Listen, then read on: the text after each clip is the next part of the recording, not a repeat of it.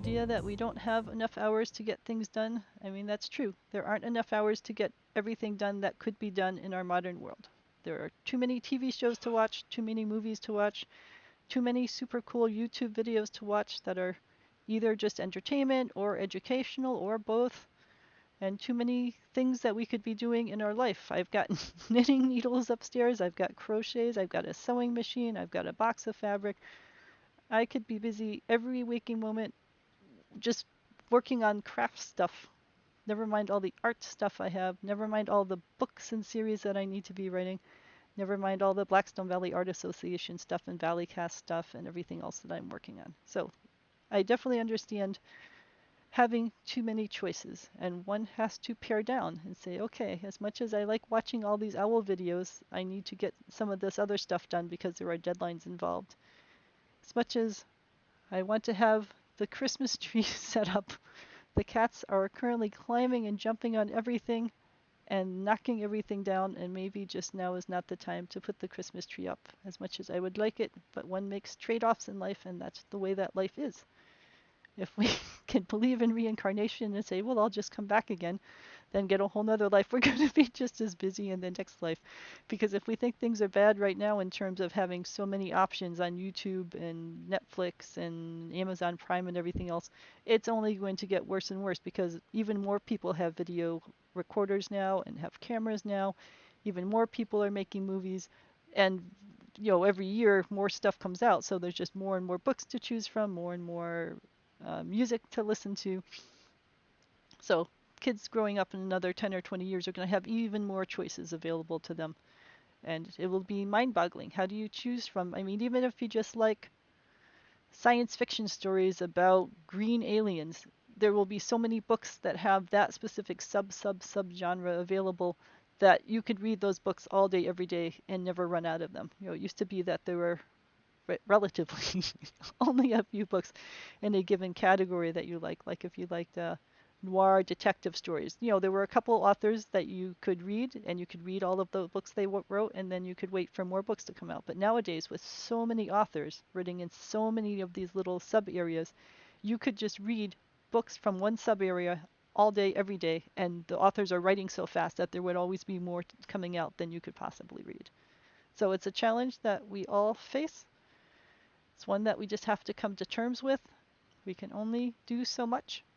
We're going to have to leave some things behind that seem really interesting, and we're going to have to balance and do the things that we really want to do and leave behind the things that we only sort of want to do. I have a guitar that I got because I've always wanted to play acoustic guitar, and I did practice it for a while, but it kept hurting my fingers, and I've just got too many other things to do. So at some point, maybe I will stop doing one of these other things and play with my guitar again. And I've got a keyboard system upstairs. I love playing keyboard piano, but there's only one of me. There's only so much time I have available, and I need to focus on the things that really need to get done. And at some point in the future, maybe I will get back to my piano playing and my guitar playing, but I can't do it right now because there's only so much time. All right. Deb says projects never end. That is true in one sense, but in the other sense, if you define your projects in a way that they have starts and ends, then that's good because it gives you a sense of completion. So with my books, if I'm working on a book, the book has an ending and then the book gets published. And sure, there could be more books in that series, like my medieval romance novel series has, I think, 15 books in it or 16 books now. So the series will never end, but each book that comes out is a distinct milestone in that stage, and it's good to celebrate those milestones. So hopefully most projects that you define should have milestones, so that way you can see the sense of progress, you can work towards a milestone and know when you get it accomplished. So I would try not to have open-ended projects. I would try to always have milestones involved in it so that you can say when something gets done, have a celebration, have a sense of completion. And then if you need to take a pause before you work on the next chunk of it, then that is fine. It's all about balance. All right. Well, I think I've hopefully given you some things to think about. I will post these things on YouTube because I know here on Twitch they expire after 2 weeks.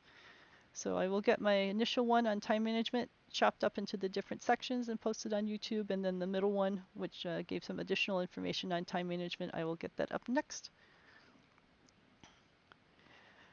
Yes, and Deb mentions that the next year could be even busier. That's certainly true. A lot of things got put on pause in 2020 because of all the challenges everyone faced, which gave many people some breathing space. But a lot of life is going to ramp back up in 2021, and many people will try to do things even faster to make up for the lost year, we'll call it. So it could seem that things that get whirling faster and maybe even feeling a little out of control. I think it's important to remember that it's just another year. We still have 24 hours in each day, and if we can plan out what we want to do with that and try to manage that time, then that will help us get through it.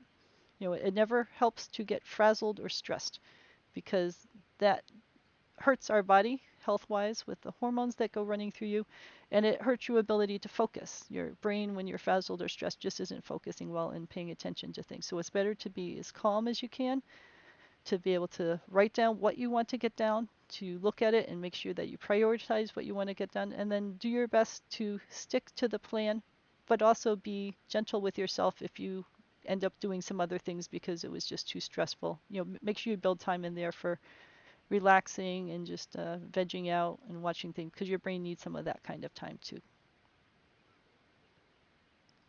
All right. Well, it's good to chat with you.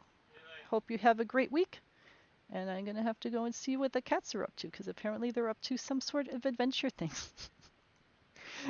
All right. I will see you guys soon.